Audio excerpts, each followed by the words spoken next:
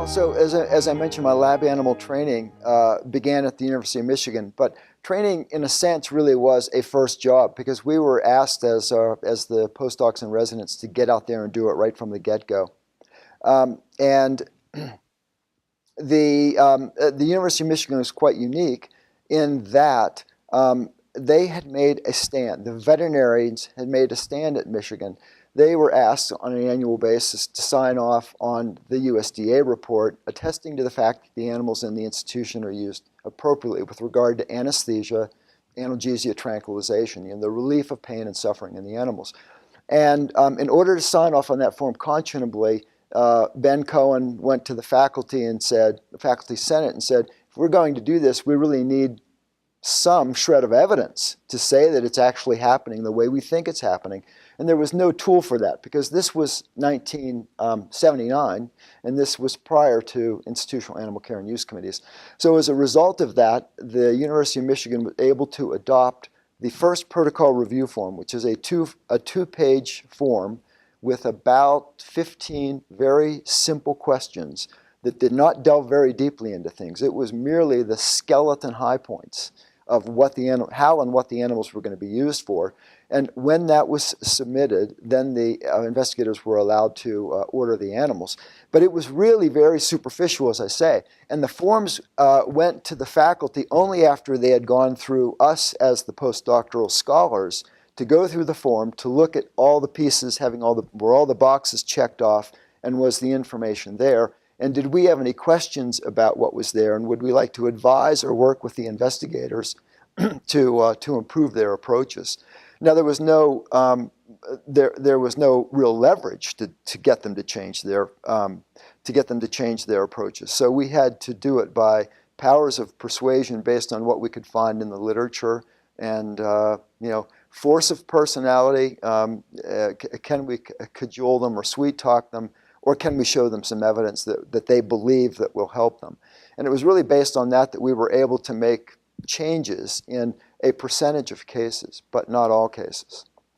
And I'd say actually a disappointing percentage of cases. But we could at least assure there was anesthesia there. Getting back to my earlier theme, we couldn't assure that the approach was in concordance with contemporary practices, but we could assure that there was at least some practice there.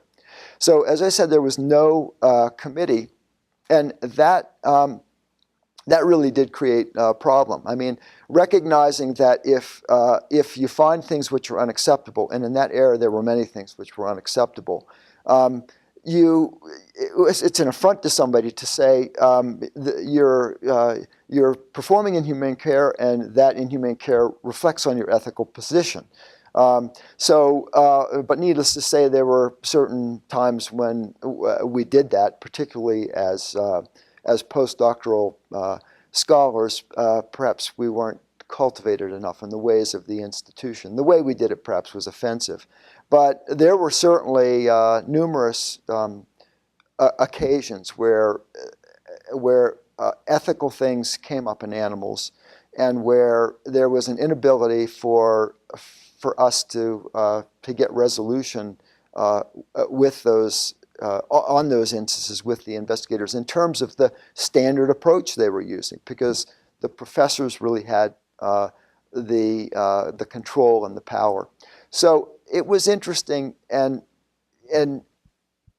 actually I think built a skill set which I was able to use in other institutions. We would talk about these when we convened our veterinary rounds meetings, which we did on every Friday. And among the veterinarians, Ben Cohen often would make the point that you just need to do this by becoming their colleague. If you're their colleague, if you speak to them respectfully, if you use your powers of persuasion, you'll be able to you'll be able to achieve an outcome which is acceptable. And he often made the point that you can accomplish more oftentimes at a Christmas party or cocktail party or happy hour than you can by barging into the laboratory and saying an inflammatory, albeit correct, observations about individuals. And I think that played very well in terms of my own personal development, because I had a history in many other great research institutions, which I'll talk about soon. And you're still confronted, even when you have the leverage of a system of oversight, you're still confronted with the real politic that people are people, and personality is really important. And communication and personality skills are really important in achieving an outcome that's satisfactory for everyone, and face-saving when it needs to be face-saving. So ethical issues were not directly attended to. There was no public discussion in a broad sense of ethics at the faculty level, but there certainly was a lot of niche discussion of ethics with individuals at the University of Michigan. And but they did develop a protocol review form in advance of when they were required to do that, and that did become a tool in bridge building, because it did force the relationship between the veterinarian and the scientist on critical issues. So it forced that contact and helped the infiltration of thinking both directions, really.